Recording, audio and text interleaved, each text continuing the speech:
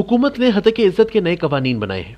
नए कवानीन के तहत FIA को खुसूसी इख्तियार दिए गए हैं। एक तासुर दिया जा रहा है कि झूठी खबरों और फेक न्यूज़ को काबिल दस्त अंदाजी जुर्म बनाया जा रहा है।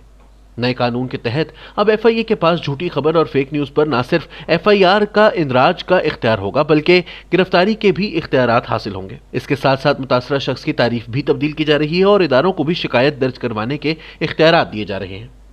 जो लोग पाकिस्तान में हतक इज्जत के कवानीन के बारे में जानते हैं कि पाकिस्तान में हतक इज्जत के फौजदारी कवानीन पहले से मौजूद हैं, ताहम मुतासरा शख्स जो समझता है कि इस बारे में फेक न्यूज़ चलाई गई है वो एडिशनल सेशन जज की अदालत में फौजदारी इस्तगासा दायर कर सकता है, जिसके तहत 7 साल तक की कैद की सज़ा हो सकती है।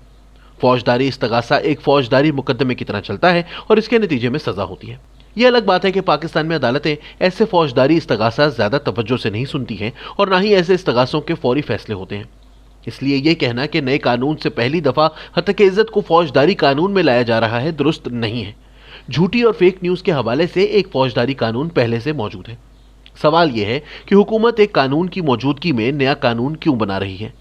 मैं समझता हूं कि हतक इज्जत झूठी और फेक न्यूज़ के हवाले से फौजदारी कानून में सज़ा तो मौजूद है, लेकिन फौरी गिरफ्तारी का कोई रास्ता मौजूद नहीं है। आप इस्तगासा दायर करते हैं तो ट्रायल शुरू हो जाता है। जिस पर झूठी और फेक न्यूज़ चलाने का इल्ज़ाम होता है वो अदालत से जमानत हासिल करता है, लेकिन गिरफ्तारी का कोई ऑप्शन मौजूद नहीं है।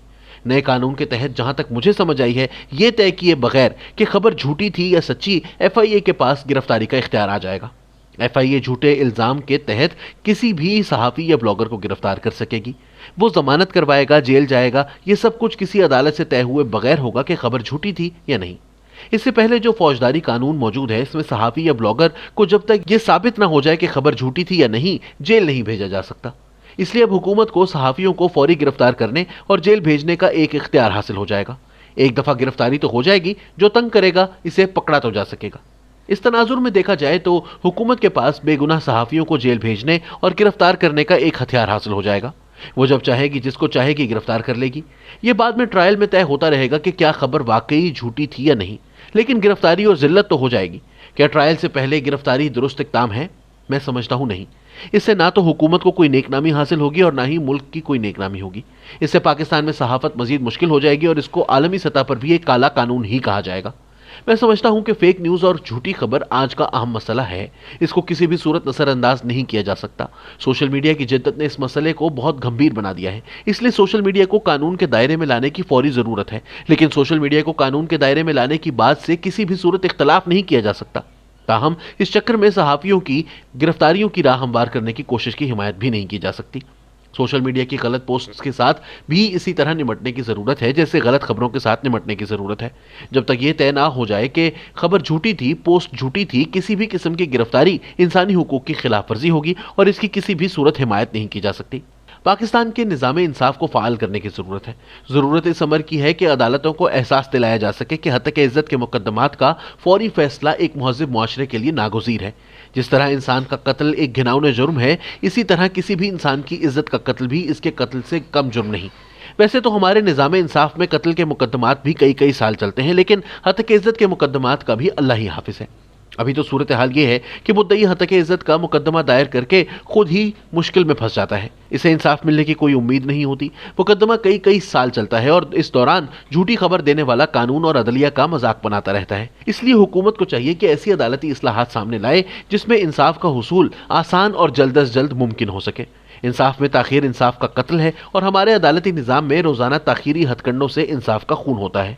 ज़रूरत इसको ठीक करने की है, लेकिन हुकूमत दूसरी तरफ चल पड़ी है। आप यकीन करें, एक दफ़ा मुल्क में झूठी और फेक न्यूज़ पर अदालत से सज़ाओं का अमल शुरू हो गया, मुल्क में खुद ब खुद सच का बोलबाला हो जाएगा। सहाफ़ी भी एहतियात करने लगेंगे और इदारे भी मुहतात हो जाएंगे। लेकिन जिस तरह के कवानीन बनाए जा रहे हैं ये मसाइल का हल नहीं है। मैं समझता हूँ कानून में ना तो किसी फ़र्द और ना ही किसी इदारे को मुकद्दस गाय की हैसियत हासिल होनी चाहिए। कानून की नज़र में सब बराबर होने चाहिए। इदारों की इज़्ज़त के लिए खुसूसी कानून साजी से इनकी इज़्ज़त की यकीन दहानी नहीं करवाई जा सकती। इदारों का काम इनकी इज़्ज़त की यकीन दहानी करवाना हो सकता है। डंडे से किसी इदारे की इज़्ज़त आज तक मुमकिन नहीं हुई। लोगों के पास इजहार राय के बहुत से ऑप्शंस मौजूद हैं। आप किस किस को गिरफ्तार करेंगे? गिरफ्तारियां मसाइल का हल नहीं, कानून की बालादस्ती मसाइल का हल है। कानून में इस मंतक की भी बहुत अहमियत है कि सिर्फ मुतासिरा शख्स ही इंसाफ के हुसूल के लिए कानून के दरवाजे पर दस्तक दे सकता है। جب تک آپ متاثرہ شخص نہیں ہیں آپ قانون کے دروازے پر دستک نہیں دے سکتے۔ یہ شک ختم کرنا بھی انصاف کے بنیادی اصولوں کی خلاف ورزی ہوگی۔ کسی کو بھی کسی کے خلاف مقدمہ کرنے کا اختیار نہیں دیا جا سکتا۔ جس کے بارے میں خبر ہے صرف وہی ہتک عزت کی کارروائی کر سکتا ہے۔ کسی تیسرے شخص کو نہ تو حقائق کا علم ہوتا ہے اور نہ ہی اسے مقدمہ کرنے کا اختیار ہونا چاہیے۔ اس طرح تو بے نامی مقدمات کی بھرمار ہو جائے گی۔ حکومت کسی کی بھی طرف سے کسی بھی مقدمے کو درج کروانے کے بعد گرفتاری شروع کر دے گی۔ بعد میں معلوم ہوگا کہ اسے بھی خبر کے حقائق کا کچھ علم نہیں تھا۔ اس تناظر میں دیکھا جائے تو موجودہ قانون سازی کو کالا قانون ہی کہا جائے گا۔ اس سے حکومت کو گرفتاری کا حق تو مل جائے گا لیکن انصاف کا بول بالا نہیں ہوگا۔